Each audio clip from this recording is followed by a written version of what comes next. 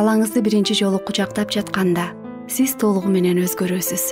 Эч качан мурункудай болбойсуз.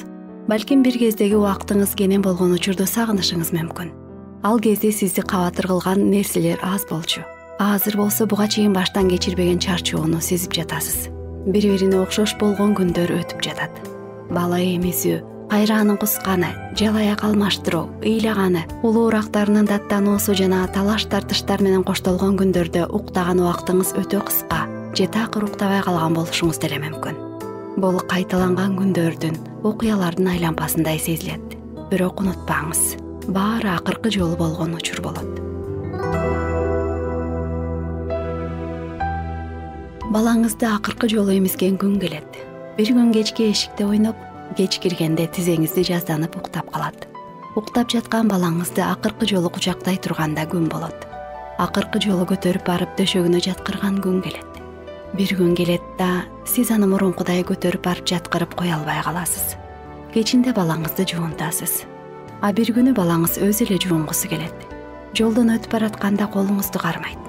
А бир күн келип жолдон өтүп баратып, сиздин колуңузду кармоо анын оюна да келбейт. Балаңыз түн ортосунда мени кучактап жатчы деп бөлмөңүзгө кирип келип сизди ойготот. Күтүлбөгөн жерден ал акыркы жолу бул үчүн сизди ойготуп жаткан болушу мүмкүн. Бир күнү аны менен балдарга арналган шаңды ырдырдап, андагы баардык кыймылдарды чогуу кайталайсыз. Анан чоңоюп калган балаңыз менен эч качан антип ырдабайсыздар. Мектепке баратып сизди өөп коштошуп кетет. А 1-2 күндөн кийин кайра антип коштошпой эле коеюнчу деп суранышы мүмкүн. Бир күнү ага акыркы жолу уктаар алдында жомок окуп, кир болуп уктап жаткан балаңыздын жүзүн аарчып жаткан болосуз. Күндөрдүн биринде ага сизди көздөй акыркы жолу чуркап, сүйүнүп кучагыңызга секирет. Чынында бул акыркы жолу качан болоорун эч качан билбейсиз.